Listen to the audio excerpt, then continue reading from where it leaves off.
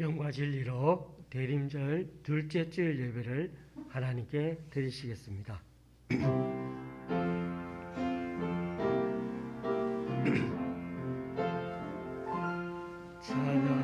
찬양하라 내 영혼아, 찬양하라 내 영혼아, 내 속에 있는 것들아 다 찬양하라. 경배하라 경배하라 내 영혼아, 경배하라 내 영혼아, 내 속에 있는 것들아 다 경배하라. 감사하라 감사하라 내 영혼아, 감사하라 내 영혼아, 내 속에 있는 것들아 다 감사하라.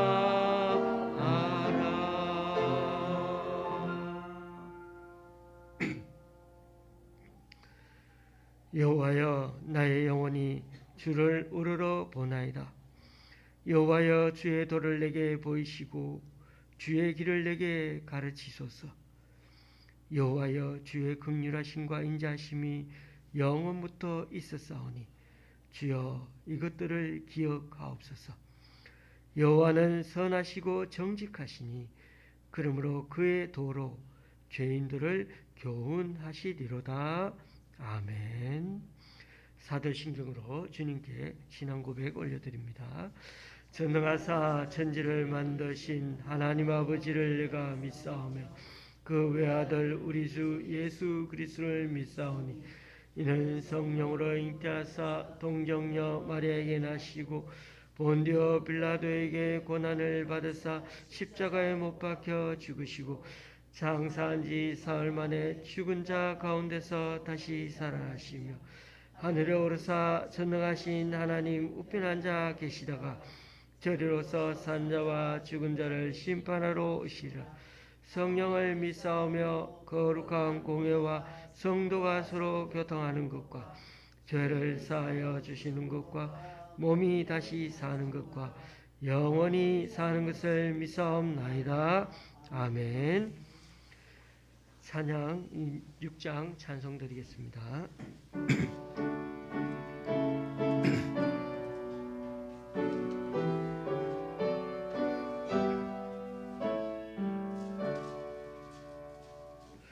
목소리 높여서 주 찬양하여라.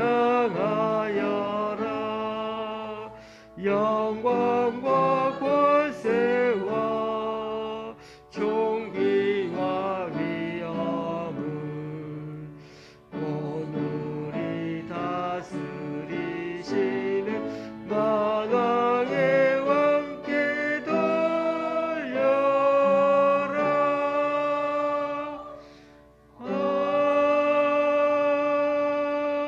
아멘.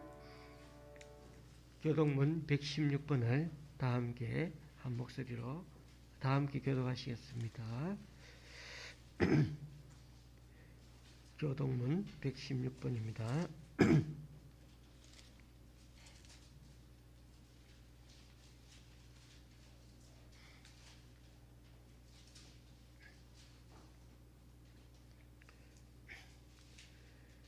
이새의 줄기에서 한 싹이 나며 그 뿌리에서 한 가지가 나서 결실할 것이요 그의 위에 여호와의 영 곧 지혜와 총명의 영이요 모략과 재능의 영이요 지식과 여호와를 경외하는 영이 강림하시리니 그가 여호와를 경외함으로 즐거움을 삼을 것이며 그의 눈에 보이는 대로 심판하지 아니하며 그의 귀에 들리는 대로 판단하지 아니하며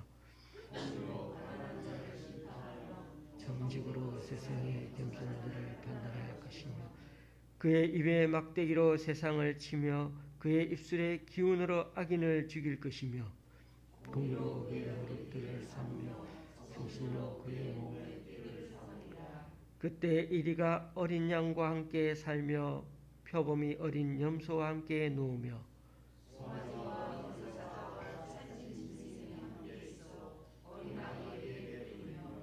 암소와 곰이 함께 먹으며 그것들의 새끼가 함께 엎드리며 사자가 소처럼 풀을 먹을 것이며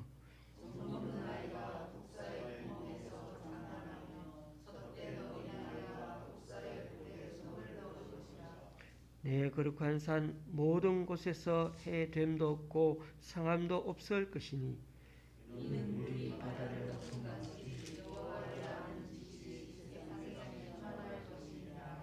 그날에 이새의 뿌리에서 한 싹이 나서 만민의 기치로 설 것이요 열방이 그에게로 돌아오니 그와 거한 곳이 영화로우리라. 아멘. 찬송가 108장입니다.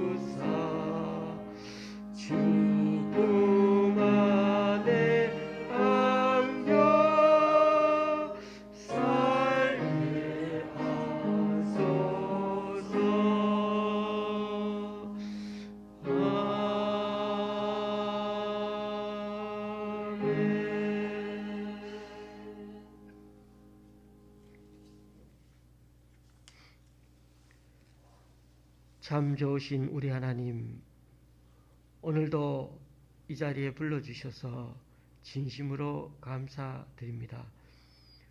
올해도 어김없이 우리 곁에 대림절은 찾아오고 아기 예수님을 통한 구원의 기쁜 소식을 다 함께 누리게 되어 참 감사드립니다. 그러나 이제는 한 걸음 더 나아가 비록 코로나 사태로 우리들 마음이 미래에 대해 불안하고 어떻게 살아야 하나 하는 마음 걱정도 있지만 그 가운데서도 우리에게 참 소망과 은혜를 더해 주시고자 올해도 이렇게 대림절을 기리게 해주심을 믿고 더 적극적으로 주님을 찾고 살아가는 우리 되게 하여 주시옵소서. 그리하여 진정한 왕 되신 우리 하나님을 우리 마음에 모심으로 더는 미래에 대한 불안과 염려가 우리 생각과 우리 마음을 잠식하지 않도록 주님 인도하여 주옵소서. 오늘 전해주시는 말씀을 다시금 삶의 지표와 모토로 삼고 주님과 동행하며 살아가는 우리 각자가 되게 하여 주옵소서. 특별히 추운 겨울을 맞아 우리 교회의 지체들 가운데 연약한 지체들이 있습니다. 육신의 건강과 마음의 염려, 경제적 어려움 다 주님께서 굽이 살펴주셔서 주님으로 다시금 재기하고 일어설 수 있도록 주님 큰 은혜로 붙들어 주옵소서.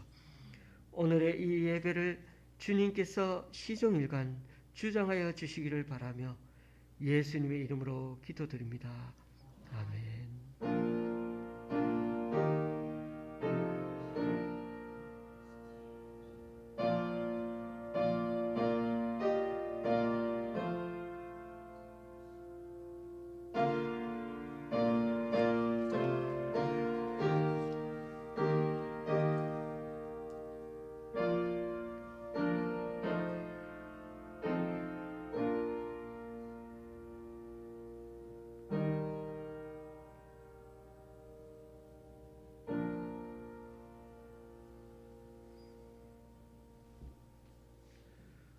오늘 우리에게 주시는 하나님 말씀은 사사기 18장 21절에서 26절까지입니다. 사사기 18장 21절에서 26절까지입니다. 제가 가지고 있는 구약 성경은 393쪽입니다.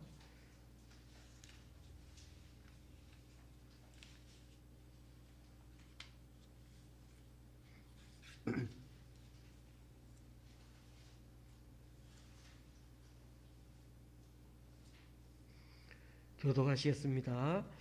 그들이 돌이켜서 어린아이들과 가축과 값진 물건들을 앞세우고 길을 떠나더니 그들이 미가의 집을 멀리 떠난 때 미가의 이웃집 사람들이 모여서 단 자손을 따라 붙어서 단 자손을 부르는지라 그들이 얼굴을 돌려 미가에게 이르되 네가 무슨 일로 이같이 모아 가지고 왔느냐 하니 미가가 이르되 내가 만든 신들과 제사장을 빼앗아 갔으니 이제 내게 오히려 남은 것이 무엇이냐 너희가 어찌하여 나더러 무슨 일이냐고 하느냐 하는지라. 단 자손이 그에게 이르되 내 목소리를 우리에게 들리게 하지 말라. 노한 자들이 너희를 쳐서 내 생명과 내 가족의 생명을 잃게 할까 하노라 하고 단 자손이 자기 길을 간지라. 미가가 단 자손이 자기보다 강한 것을 보고 돌이켜 집으로 돌아갔더라. 아멘. 먼저 양해의 말씀을 드립니다. 코로나 때문에 교회도 어수선하다가 보니 원래는 크리스마스 장식도 별로 하지 않았습니다. 잠시 모였다가 예배만 드리고 가고 하는데 장식이라도 좀 하면 좋았을 텐데 성탄절 분위기가 많이 안 나는 게 사실입니다. 여전히 교회들이 코로나 때문에 소그룹이나 행사로 모이는 것 자체에 타격을 받고 있는데 앞으로 좀 더 적극적으로 교회 중심으로 모이고 삶을 나누는 그런 기회가 주어지면 좋겠습니다.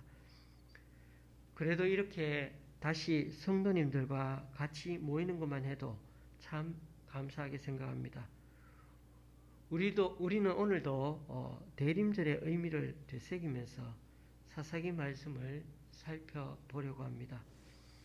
사사기는 두 개의 서론으로 시작해서 두 개의 결론으로 마칩니다. 사사기 서론의 핵심은 가나안 족속들을 내쫓지 않으면 하나님도 그 가나안 족속들을 일부러 놔두어서 이들을 통해 이스라엘 백성들을 시험하겠다고 하셨습니다. 그러니까 이들이 하나님 말씀대로 가나안 정복을 완전히 끝내지 않으니까 하나님도 만만치 않으시게 대처하시는 것입니다. 이들을 시험해서라도 하나님 말씀대로 살게 하겠다는 것입니다.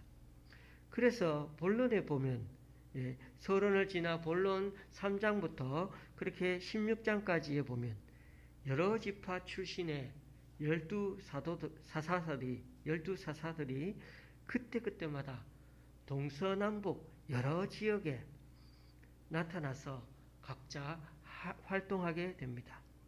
예를 들면 마지막 사사로 활동한 삼손 같은 경우는 서부 지역 쪽에 있는 그 가나안 족속 중 하나인 블레셋 족속이 쳐들어와서 그렇게 막았었던 사사였습니다. 그런데 결론부의 시작은 이와는 전혀 본론과는 다릅니다. 본론에는 이스라엘 자손이 여호와의 목전에 악을 행하여 자기들의 하나님 여호와를 잊어버리고 바알들과 아세라들을 섬긴지라, 이렇게 보통 그때마다 시작됩니다.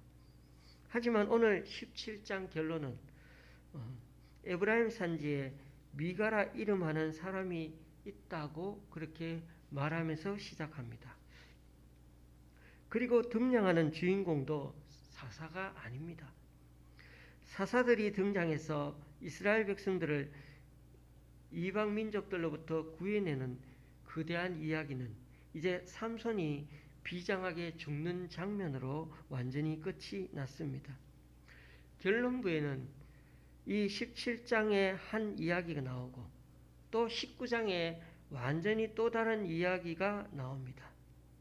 17장의 가정집 이야기가 18장의 한 지파에 그 영향을 미칩니다. 19장의 한 개인의 이야기가 20장, 21장에 온 지파에 영향을 미칩니다. 오늘 우리는 그 중에서도 17장과 18장 이야기부터 살펴보려고 합니다. 다음 주에는 저희가 마지막 부분을 살펴보려고 합니다. 17장의 첫 시작은 에브라임 산간 지방에 사는 미가를 소개하면서 시작합니다. 이렇게 말하면 우리 눈은 자연스럽게 미가가 어떤 사람일까? 그런 대로 초점을 맞추게 됩니다. 그가 어떤 사람이며 어떤 일로 이렇게 성경에 소개되고 있는지 호기심을 갖게 만듭니다. 당시 미가는 아마 40세 전후의 그런 사람이었을 겁니다. 그렇게 추정하는 이유는 아들이 여럿 있었는데 그 중에 한 명을 제사장으로 삼았기 때문이죠. 미가는 그의 어머니의 은돈 1100세겔을 훔쳤습니다. 그걸 여기 본문의 17장에 써놓았습니다. 이런 걸 보면 미가는 행실이 썩 좋은 사람은 아닌 것 같습니다. 그래서 어머니는 미가가 듣고 있는 그 앞에서 자기 돈을 훔쳐간 그 도둑을 저주해버렸습니다.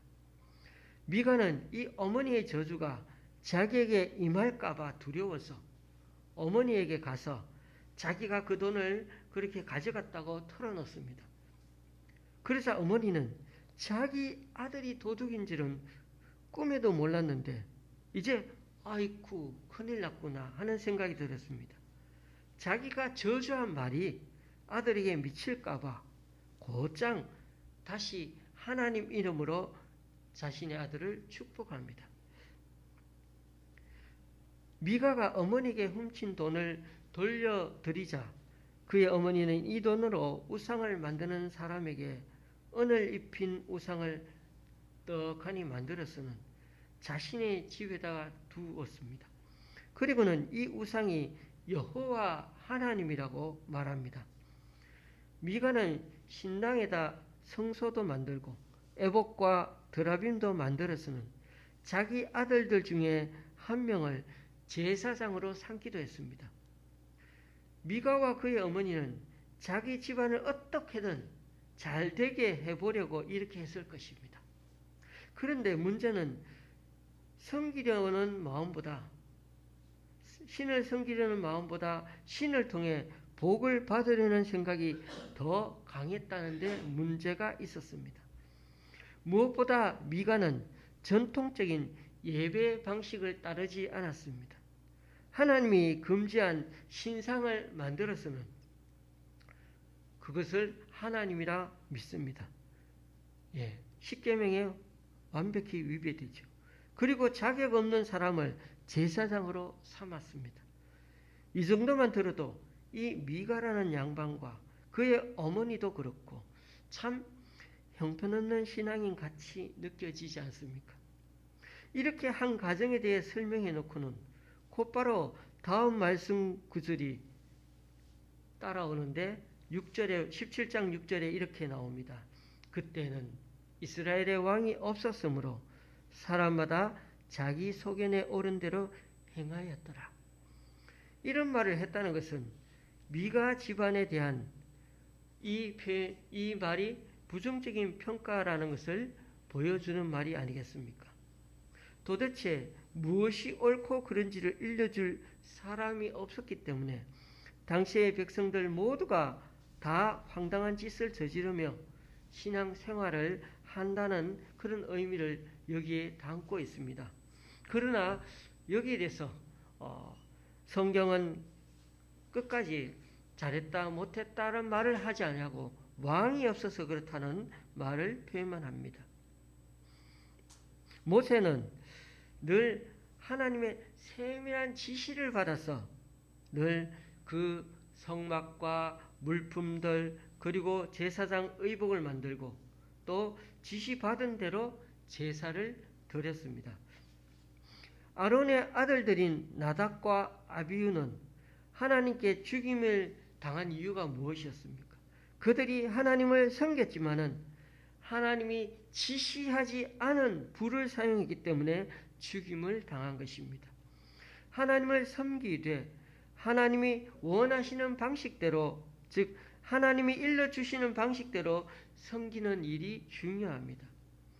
엘리 제사장의 두 아들 홈리와 비느하스가 사사였고 제사장이었기도 했지만 하나님의 법궤를 전쟁터로 떡하니 가져갔어도 전투에서 완패했습니다. 그렇습니다. 법궤를 들고 갔는데도 전쟁에서 진 이유는 하나님이 원하시는 방식이 아니었기 때문입니다. 그들은 하나님을 바르게 섬기지 않았고 오히려 하나님을 이용하려 들었기 때문입니다. 미가도 마찬가지입니다. 그가 하나님을 바르게 섬기기 위해 가정에 성소를 만들고 신당을 만든 게 아니었습니다. 그런 인격을 갖출 만한 사람도 아닙니다. 그저 하나님의 힘을 빌어서 자신이나 잘 되고자 하는 사람이었습니다. 무슨 수를 썼으라도 복을 받자, 어떻게든 복을 받자는 것이 그가 가진 유일한 인생의 목표였던 것 같습니다. 미가의 가정에 또 한 사람이 등장하죠. 어느 날 레위인 한 사람이 지나가다가 이 미가의 집에 체류하게 됩니다. 그럼 그가 앞으로 계속해서 미가의 집에 머무르기로 결정했습니다. 그 이유가 17장 10절에 나오는데요. 미가가 그에게 이르되 네가 나와 함께 거주하며 나를 위하여 아버지와 제사장이 되라. 내가 해마다 은열과 의복 한 벌과 먹을 것을 주리라 하므로 그 레위인이 들어갔더라. 그러니까 이 레위인 사람은 사실 일자리를 찾고 있던 중이었는데 미가가 제시하는 연봉이 마음에 들었기 때문에 머무르게 되었던 것입니다. 다음 주일에 말씀드리겠지만 19장에서도 등장하는 사람이 레위인입니다. 오늘 본문에도 그렇지만 19장에 나오는 레위인도 그렇고 다들 레위인답다는 생각이 들지가 않습니다. 어떻게 좀 경건한 면이 하나도 없고 삶의 모범이 되지 않습니다. 왜냐하면 레위인이 어떤 가치관을 갖고 있는지 오늘 이 본문에서는 분명히 알 수가 있기 때문입니다. 사람이나는 누구나 생활하는데 필요한 것들을 구비할 만큼 봉급을 받아야 살아가지 않겠습니까? 그런데 우리가 보기에 여기 이 레위인의 문제는 그 레위인이 미가의 집에 머물기로 결정한 유일한 이유가 바로 경제적인 측면이라는 데 있습니다. 레위인은 그날 그 당시로 말하면 어느 정도는 제사와 관련된 일들을 하는 사람들이었기 때문에 또 그들이 사는 모습도 사는 곳도 다르게 그렇게 구별되어 있었습니다. 그런데 오늘 여기서 이 레위인은 경제적인 문제로 물론 삶이 힘들고 그 당시 상황이 어려워서 그랬겠지만 어쨌든 그는 경제적인 이유로 그렇게 이렇게 한 집안의 제사장으로 섬기게 된 것입니다. 보통 우리가 얘기를 하다가 이런 말을 하죠. 그 사람은 좀 잘 사는데? 라고 말하죠. 그때 기준은 잘 산다는 건 무엇입니까? 경제적일 때가 대부분이죠. 부자일 때. 예. 이제 갓 결혼한 사람들이 엄마 아빠 우리 잘 살게요 라고 말할 때 여기서 잘 산다는 건 그저 돈 많이 벌어서 부자가 되겠다는 건 아니죠. 열심히 그리고 바르게 살겠다는 다짐일 것입니다. 그러나 우리는 피상적으로 누구누구는 잘 산다고 이렇게 말할 때 그 기준은 오로지 경제적인 측면입니다. 우리도 모르게 이처럼 너무도 이런 생각이 굳어져서 입에서 나오다 보니까 저도 누구누구 잘 살아 그러면은 그렇게 경제적인 면 돈이 많으면 잘 사는 것이고 돈이 없으면 못 사는 것이 되는 거로 그렇게 생각해 버립니다. 이제부터 우리는 잘 사는 것에 대한 평가 기준을 좀 다양화했으면 좋겠습니다. 돈이 별로 없어도 화목하게 살면 잘 사는 것이고 남을 위해 내 것을 나눠주고 희생하면 그것도 잘 사는 것이 되어야 합니다. 최선을 다해 바르게 살려고 노력하면 그것도 잘 사는 것입니다. 앞으로는 우리의 잘 사는 기준이 이처럼 좀 다양해지기를 바랍니다. 그러나 이 레위인의 판단 기준은 딱 돈이고 경제입니다. 그가 제사장직을 수행할 만큼 인품과 자격을 갖췄는지는 알 수가 없지만은 그러나 18장에까지 계속 연결되는 이 이야기를 좀 살펴보니까 그는 그래도 능력 있게 제사장직을 감당할 수 있었던 것 같습니다.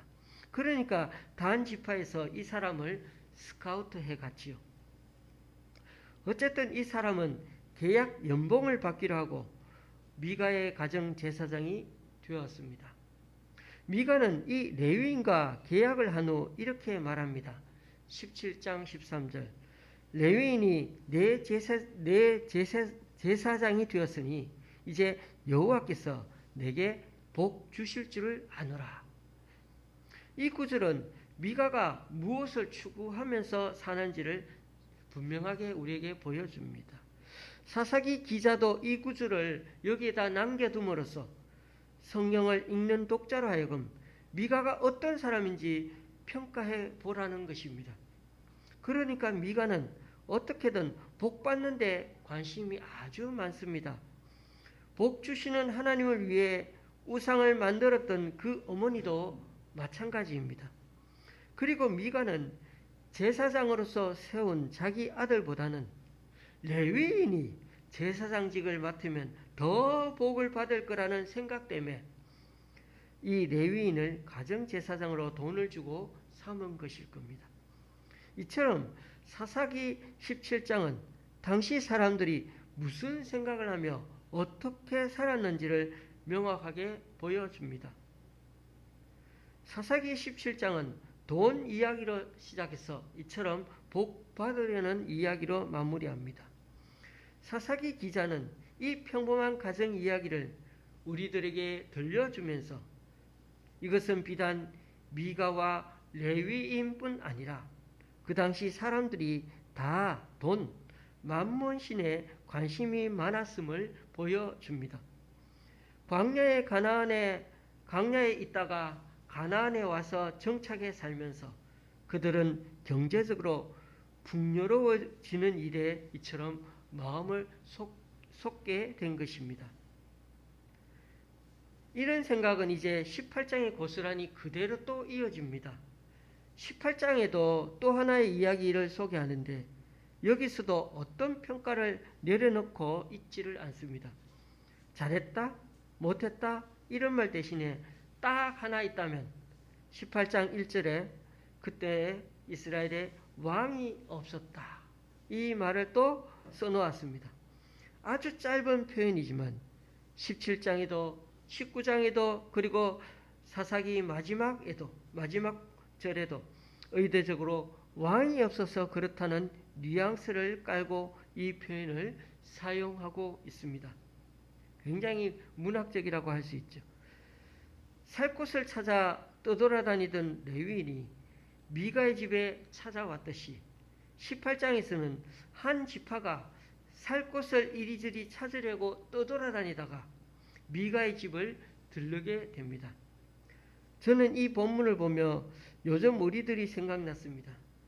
집 한 채 가격이 얼마나 비싸고 부동산 가격이 얼마나 많이 올랐는지 어디 이사 갈 데가 마땅치 않습니다. 그래도 서울에 살고 있다는 것 자체가 또 세계적으로 보니까 생활 수준이 높은 거라고 합니다만은 그래도 살기 어려운 건 또한 사실이지 않습니까? 12지파 중 하나인 단지파도 처음에는 땅을 이미 분배받았지만은 아모리 족속들에게 산악 지역으로 밀려나는 바람에 땅을 정복하지 못한 상태가 되었다고 성경 주석가들은 봅니다. 그러니까 단지파는 하나님 명령대로 영토를 정복하지 못해서 다른 삶의 거처를 다른 데로 옮겨가야 하는 그래서 찾고 있었던 것입니다. 그때 5명의 정탐꾼이 우연히 미가의 집에 들어가게 되었고 거기서 제사장 역할을 하는 레위인을 알게 된 것입니다. 정탐꾼들은 그 레위인의 축복을 받으며 다시 용기를 갖고 정탐을 나갔고 거기서 라이스라는 아주 근사하고 적당한 장소를 발견했습니다. 라이스는 갈릴리에서 북쪽으로 약 40km 떨어진 곳에 위치하고 있었는데 헤르몬산 어귀에 위치해 있어서 아주 풍부한 물이 있었고 기후도 또 좋은 지역이었습니다. 거기다가 라이스 거주민들은 세상과 고립된 채 평화를 누리며 살아가고 있는 사람들이었습니다. 거기에 원주민들이. 그러니까 웰컴 투 동막골이라는 영화를 보신 분들이 계신지 모르겠지만 라이스는 어떻게 보면 바로 그 동막골과 같은 곳이었습니다. 18장 7절 말씀에 그 사람들의 모습을 세 번역으로 표현하면 이렇습니다. 라이스 사람들은 한가하고 평화롭게 사는 시돈 사람들처럼 안전하게 살고 있었다. 그렇게 묘사하고 있습니다. 누가 권력을 쥐고 해치는 사람도 그곳에 없었고 모두가 평화롭게 그렇게 평화를 이렇게 기원한 평화를 추구하며 살아가는 사람들이었습니다. 그 누구 하나 튀지 아니하고 권력을 누리는 사람 없이 그렇게 살아가는 사람들이었다고 합니다. 사사기 기자는 이 말을 강조해 놓고 있습니다. 그런 점에서 평화롭게 사는 마을을 공격하여 빼앗는 것은 어떻게 보면 하나님의 뜻이 아님을 의도적으로 표현한 말이라고 할 수 있습니다. 그런데도 5사람의 정탐꾼들은 돌아와 보고하면서 빨리 가서 그 땅을 치자고 제안합니다. 하나님이 그 땅을 우리에게 넘겨주셨다고 아주 큰 소리 칩니다. 이런 장면은 모세 때 광야에서 가나안 땅으로 12정탐꾼을 보낸 장면이 연상됩니다. 10명의 정탐꾼의 말을 믿고는 백성들이 가나안에 못 들어가겠다며 하나님께 범죄하였습니다. 그러자 하나님의 큰 진노가 임했고 그들은 그 진노를 하나님의 진노하심을 보고 그 다음 날 다시 번복해서는 하나님 말씀대로 치러 올라가겠다고 했죠. 그러나 모세와 하나님의 언약궤는 움직이지 않았고 이번에는 올라가지 말라고 하셨는데도 그들은 기어이 올라갔고 결국 아말렉 사람들과 산지족 가나안 사람들에게 대피하고야 말았습니다. 그런데 오늘 5명의 정탐꾼의 말을 한번 들어보십시오. 18장 9절 10절 이르되 일어나 그들을 치러 올라가자. 우리가 그 땅을 본즉 매우 좋더라. 너희는 가만히 있느냐? 나아가서 그 땅 얻기를 게을리하지 말라. 너희가 가면 평화로운 백성을 만날 것이요 그 땅은 넓고 그곳에는 세상에 있는 것이 하나도 부족함이 없느니라. 하나님이 그 땅을 너희 손에 넘겨주셨느니라 하는지라. 어떻습니까? 너무 확신에 차 있고 하나님의 약속하신 땅인 것처럼 적극적으로 남의 땅을 쳐들어가서 빼앗으려고 합니다. 한번 잘 생각해 보십시오. 이들 단지파는 하나님이 그들에게 분배해 준 땅이 있었지요. 그런데 그 땅은 정복하지 못하고 오히려 평화롭게 사는 한 부족을 탐내어 멸절시키고 빼앗는 그런 야만적인 지파로 전락해 가고 있습니다. 잘 살고 있는 원주민들을 다 죽이고 자신들이 무력으로 차지하겠다는 것입니다. 그러니까 자신들의 욕심을 위해 다른 사람들을 무자비하게 죽일 뿐 아니라 하나님의 이름을 팔아서라도 당당하게 땅을 차지하겠다는 것입니다. 그러나 원주민에 대한 일말의 배려 여기에는 하나도 없습니다. 보십시오. 미가라는 사람과 그 어머니는 어떻게든 복받자 그렇게 생각했죠. 그 집에 있던 레위인은 또 어떤 가치관이 있었습니까? 어떻게든 출세하자. 그리고 단지파 사람들은 어떤 생각으로 이렇게 돌아다니고 있습니까? 어떻게든 살 집을 구하자. 어떻게든 빼앗자. 이게 바로 그 당시 이스라엘 사람들의 사고방식이라는 것입니다. 진정한 왕이 없어서 다들 그렇게 생각하며 산다는 거죠. 좋은 게 좋은 거라고. 단지파는 무장군인 600명을 곧장 라이스로 보내었습니다. 참 아이러니한 것은 그들에게 욕심나는 게 있으면 그냥 빼앗으면 되는 겁니다. 하나님이 주셨다고 생각하지 자신들이 약탈한다고 생각하지 않습니다. 그들은 라이스로 가기 전에 미가의 집에 잠시 들러서는 신상과 에봇, 드라빔 등등 우상들을 챙겨가지고 나옵니다. 심지어 그 레위인까지 데리고 갔습니다. 이런 우상 물품을 가지고 나온다는 것은 그 당시에는 곧 그 집안이 누리고 있는 복을 빼앗아 온다는 것을 의미합니다. 그런데 단 지파에서 이 레위인에게 따라가자고 하면서 거절하기 어려운 제안을 해옵니다. 18장 19절 20절입니다. 네가 한 사람의 집에 제사장이 되는 것과 이스라엘의 한 지파 한 족속의 제사장이 되는 것 중에서 어느 것이 낫겠느냐 하는지라. 그 제사장이 마음에 기뻐하여 에봇과 드라빔과 새긴 우상을 받아 가지고 그 백성 가운데로 들어가니라. 그 레위인은 생계의 유지를 위해 제사장직을 수행한 사람이었습니다. 그의 관심사는 더 나은 물질에 있었기 때문에 더 좋은 조건으로 스카우트 하겠다는데 말할 이유가 없었던 것입니다. 그러나 그 레위인은 그래도 자기를 지금까지 제사장으로 일하게 해준 미가에게만은 말을 해주고 떠나서야 하지 않았겠습니까? 그는 곧바로 그 제의를 받아들이고 필요한 기물들을 다 챙겨서는 단 지파를 따라 났습니다. 돈 앞에서는 친구도 적도 순식간에 바뀌어지는 것을 여실히 보여줍니다. 18장 5절에 보면 그 청년 레위 사람의 집, 곧 미가의 집이란 말이 그런 표현이 나옵니다. 그러니까 집은 미가의 집이었는데 근데 그 청년 레위 사람의 집이라고 표현이 나온다는 것입니다. 그 젊은 레위인의 집이 미가의 집이라고 표현이 된 것을 보면 레위인은 미가의 집을 내 집처럼 생각하며 지내던 사이였던 것임을 알 수가 있습니다. 어쩌면 미가의 신뢰를 받고 살아왔던 관계였는데 어떻게 보면 그 레위인은 이제 와서 배은망덕하게 된 꼴이 된 것입니다.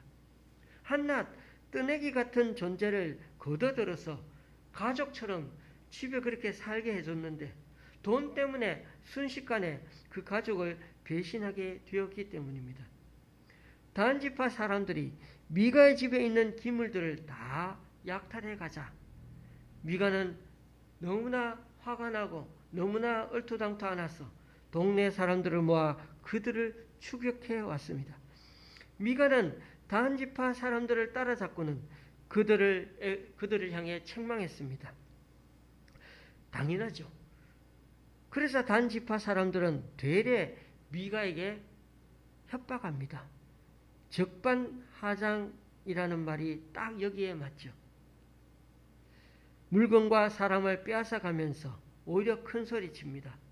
계속 기물들을 돌려달라고 네가 그렇게 말한다면 네 가족들 다 몰살시키겠다고 협박합니다. 당시에는 경찰이 없었죠. 당시에는 힘의 논리가 모든 것을 지배하던 시기였습니다. 단 지파 또한 하나님의 백성이라는 자부심은 어디에 팔아먹고 지금 이 순간에는 당시 세상 방식과 똑같이 힘의 논리를 사용한 것입니다.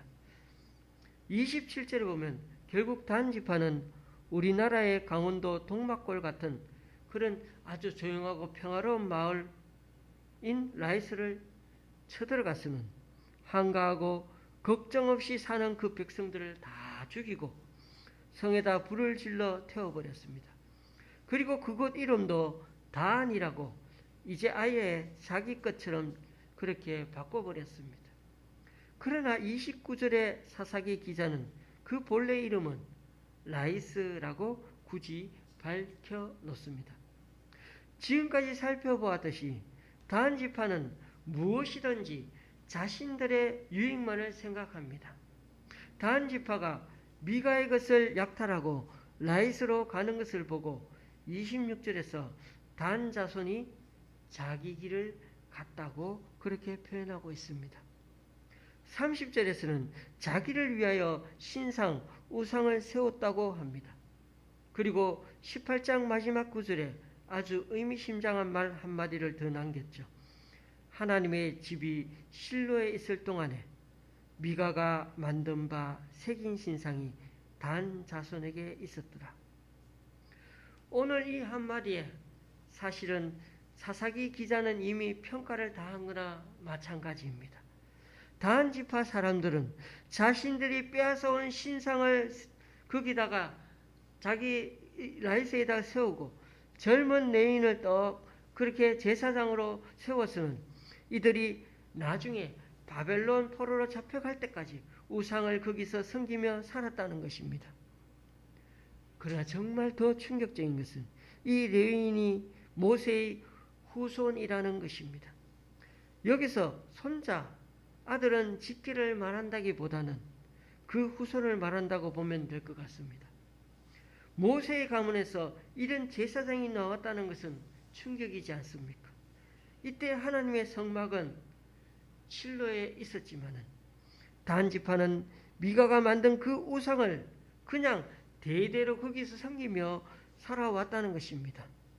그러니 하나님을 바르게 섬긴 것이 아니라 자기 마음대로 자기 길을 가면서 신이라 생각하고 하나님이라 생각하고 하나님을 위해 섬기기보다는 자기를 위해 신을 필요로 하며 그렇게 살았던 것입니다. 그래서 사사기 결론 부분에 얼마나 영적으로 망해가는지를 한 지파의 모습을 통해 이렇게 보여주고 있습니다. 교우님들, 하나님은 모세와 여호수아를 통해 이스라엘 백성들을 적과 꿀이 흐르는 땅으로 인도해 오셨습니다. 그리고 이들에게 땅을 정복하고 살라고 하셨습니다. 그런데 언제부턴가 이들은 점점 두려워졌어. 또 더 나아가서는 가나안이 점점 좋아졌어. 세상이 더 편리해졌어. 더 이상은 땅을 정복하며 살지 않게 되었습니다. 좋은 게 좋은 거고 더 이상 하나님 말씀에 제일 우선되는 원칙은 아니었던 것입니다. 사사시대에 사는 사람들이 어떻게 타락하게 되었는지를 우리는 오늘 말씀을 통해 잘 느낄 수가 있습니다. 어떻게든 복받자. 어떻게든 출세하자. 어떻게든 살 집을 찾자. 어떻게든 빼앗자. 어떻게든 내 것으로 만들자. 비록 하나님 백성이라도 다들 이런 정신으로 살다 보니 가난한 사람들처럼 살게 되었고 세상 사람들과 전혀 구분이 가지 않습니다. 외국 선교사를 숨겨주기 위해 거짓말하고 그것이 오히려 코로나를 퍼뜨리는 계기가 되고 그로 인해 인천 지역에 있는 다른 교회들까지 다 욕먹게 생겼습니다. 교회 다니는 사람들이 세상 사람들과 다를 바가 없다면 굳이 다르게 믿을 필요가 없을 것입니다. 사사기 말씀의 결론부를 읽어보면 참 한심한 백성들 모습인데도 어떤 별다른 해설을 덧붙이지 않고 그냥 당시 현장을 눈앞에 볼 수 있듯이 그냥 기자의 눈으로 보도해주고 있는 것입니다. 지금보다 수천 년 전의 일을 이렇게 그 시대 상황과 등장인물들이 어떠했는지를 잘 묘사해 줍니다. 그러면서도 판단은 스스로 내릴 수 있도록 문학적 구조로 글을 써놓았습니다. 저와 여러분은 이 말씀을 읽으면서 자연스럽게 당시 이스라엘 사람들의 영적 수준과 그 당시 사람들의 어떤 생각하며 사는지를 알게 됩니다. 그렇습니다. 사사기의 마지막 결론은 사사들이 다스리던 그 시대에 일반 사람들이 어떻게 살았는지를 미가의 집을 중심으로 전개한 것은 왕이 없던 그 시대상을 실감나게 이해하도록 하기 위함이었습니다. 사사기 17장 18장은 그들이 무엇을 가장 소중하게 생각하고 그들이 무엇을 위해 치열하게 살았는지를 보여줍니다. 그런 점에서 무엇을 소중하게 여길 것인가, 무엇을 위해 우리 삶을 바칠 것인가 하는 것은 예나 지금이나 모든 사람들이 공통적으로 갖는 물음입니다. 그런 점에서 복받기 위해 출세하고 성공하기 위해 살 집을 가지기 위해 살아서는 안 된다는 것을 여기에 나오는 인물들처럼 닮아가서는 안 된다는 것을 다시 한번 말씀을 통해 느끼게 해 줍니다. 다른 사람이 누리는 것을 또한 빼앗기 위해 다른 사람을 위협하거나 목숨까지 빼앗는 것을 아무 거리낌 없이 실행하는 그런 오늘날 세상 방식을 절대 따르지 말아야 한다는 것입니다. 사사기에서 왕이 없었다는 말이 나오는 것은 사울이나 다윗 왕정 시대를 다음 이후에 나타날 걸 겨냥해서 그들의 왕권을 정당화하기 위해서 이렇게 사사기를 썼다는 말이 아닙니다. 사사기에 반복적으로 나오는 왕이 없었다는 말은 이스라엘의 진정한 왕이신 여호와 하나님의 통치를 받지 않는 무법한 사회를 다시금 암시해주고 있는 말입니다. 왕이 없었다는 말은 미래의 참된 왕이신 메시아가 오심으로 말미암아 이스라엘이 진정으로 하나님의 통치 아래 들어가게 될 것을 내다보는 희망적인 메시지로 보아야 합니다. 당시는 사사시대였기 때문에 왕이 없는 것은 너무나 당연한 그런 사실인데 이것을 굳이 지적하는 이유는 왕이 없어 좋았다는 것이 아니라 오히려 왕이 없어서 많은 문제들이 생겨났다는 뜻이기 때문입니다. 말씀을 맺습니다. 대림절을 두 번째로 맞이하면서 교회들이 예년과는 다르게 너무나 조용히 성탄절을 보내고 있습니다. 이 모든 게 코로나 영향인 것은 틀림이 없습니다.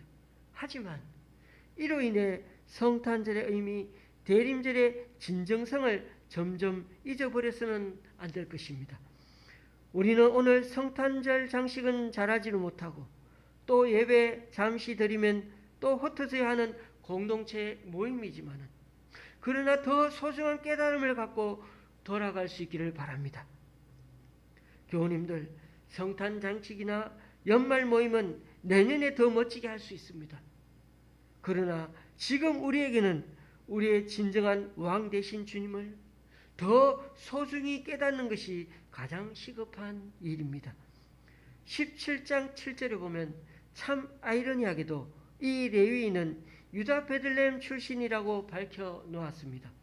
메시아 예수님이 유다 베들레헴에 태어나신 것을 전혀 알지 못했던 사사기 기자가 이 레위인이 어디 출신인지를 명기해 놓았습니다. 그들에게는 이런 지명이 그렇게 큰 의미가 없겠지만 이 말씀을 읽는 우리로서는 많은 생각을 하게 합니다. 유다 베들레헴으로 오신 진정한 하늘의 그 레위인, 참 제사장, 참 하나님의 맏아들이신 예수 그리스도를 떠올리게 되지 않습니까?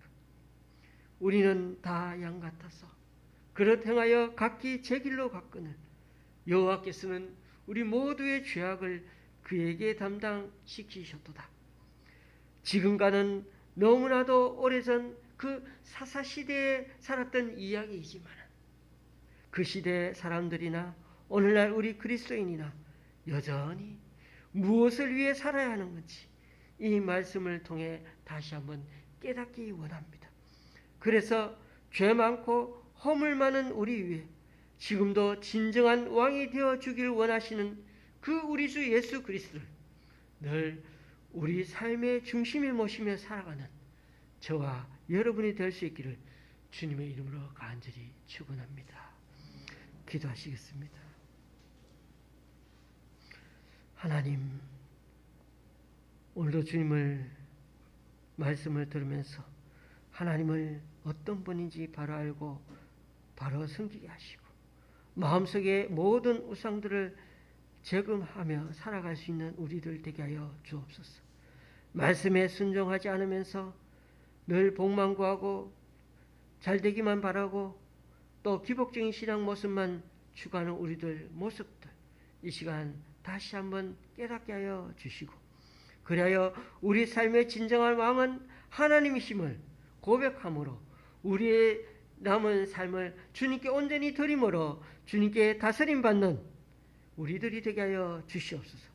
또한 말로만이 아니라 행함과 진실함으로 늘 하나님을 섬김으로 우리 마음속에 남아있는 혼합주의적인 사상과 생각들을 세속적인 방식들을 제거하고 온전히 주님을 바르게 섬기고 바르게 믿는 우리 모두가 되게 하여 주시옵소서. 예수님의 이름으로 기도드리옵나이다. 아멘. 찬송가 104장입니다. 찬송가 104장.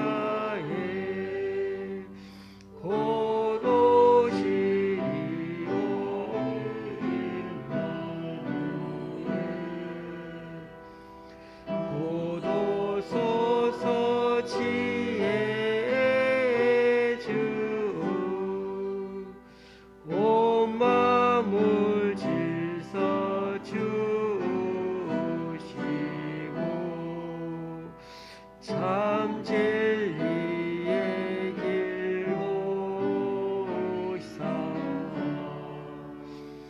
갈 길을 인도하소서.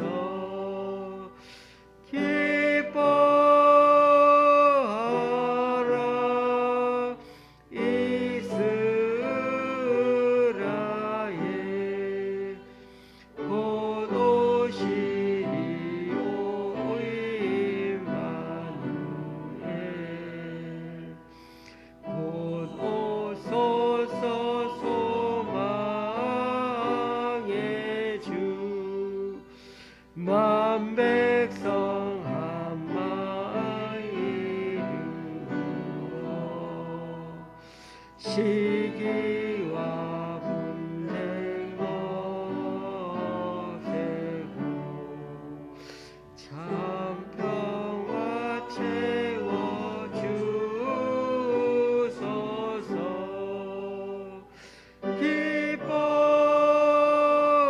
기뻐하라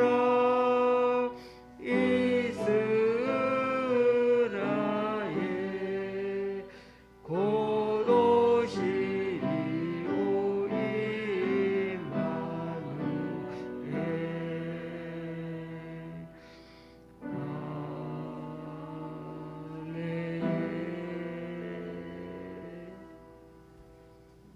다 같이 일어나셔서 하나님께 예물을 봉헌하시겠습니다.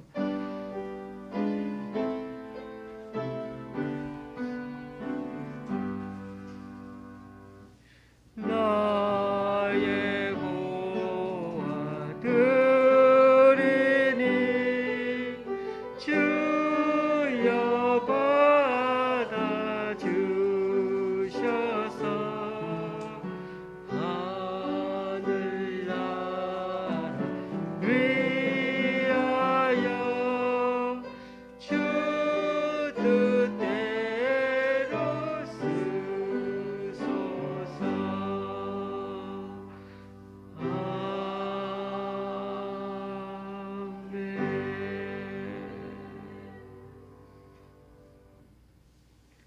오늘 이 시간 주님 앞에 나와 각자 이런 모양으로 드리는 헌금들 주님께서 기뻐 받아주시고 쓰이는 곳마다 귀한 결실 맺을 수 있게 하나님의 크신 은총으로 덧입혀 주시옵소서.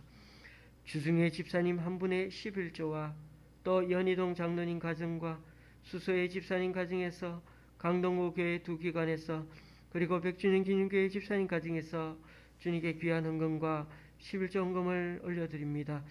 이분들의 헌신과 섬김 귀하게 받아주셔서 이분들을 통하여 더욱 하나님 나라가 확장되게 하여 주시옵소서. 오늘도 주님의 말씀을 통하여서 이 땅에 주님 참으로 찾아오신 그 의미를 다시금 깨닫게 됩니다.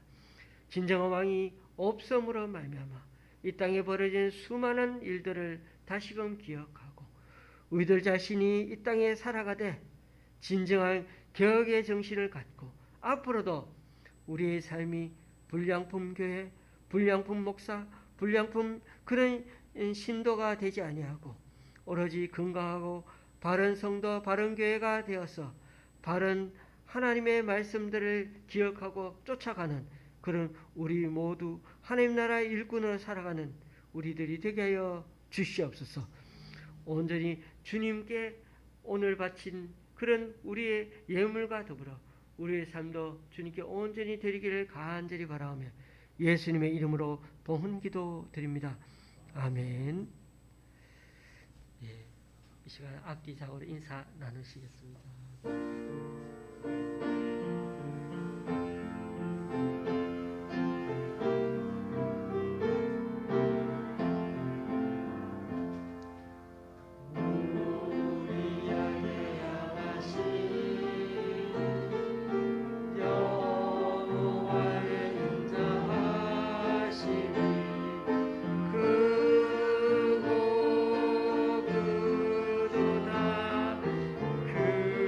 그시도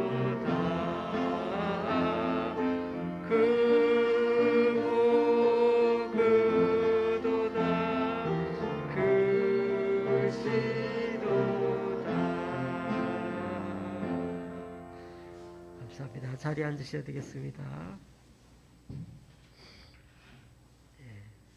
지금은 코로나 일상회복 단계 가운데 있는데 이번에 내일부터 1단계가 4주간 연장된다고 합니다. 그래서 다른 건 달라진 게 없는 것 같은데 사적 모임이 10명에서 6명으로 그렇게 축소가 됩니다.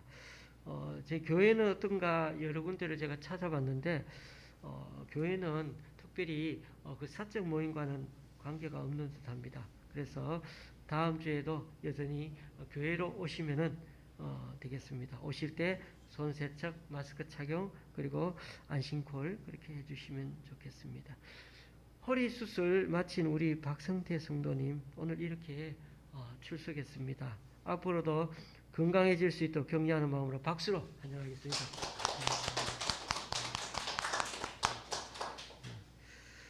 저희 아내가 이번 주에 정기검진이 있습니다. 6개월 만에 한 번씩 있는데 잘 마칠 수 있도록 기도 부탁드리겠습니다.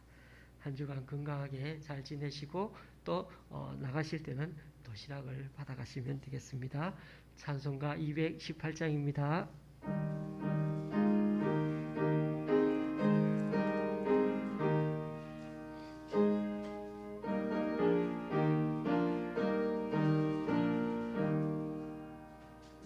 내 마음과 정성을 다하여서 주 너의 하나님을 사랑하라. 내 몸을 아끼고 살아가도 형제와 이웃을 사랑하라. 주께서 우리에게 사랑하니 그 명령 따라서 살아가리. 널 미워해치는 원수라도 언제나 너 그렇게 사랑하라. 널 비판하는 자 위에서도 신실한 마음으로 복을 빌라. 주께서 우리에게 명하시니 그 명령 따라서 살아가리. 나 항상 주님을 의지하고 검진의 생활을 못하였다. 이러한 죄인을 사랑하사 주께서 몸으로 죽으셨다. 속죄의 큰 사랑 받으니 내 생명 다 바쳐 충성하리.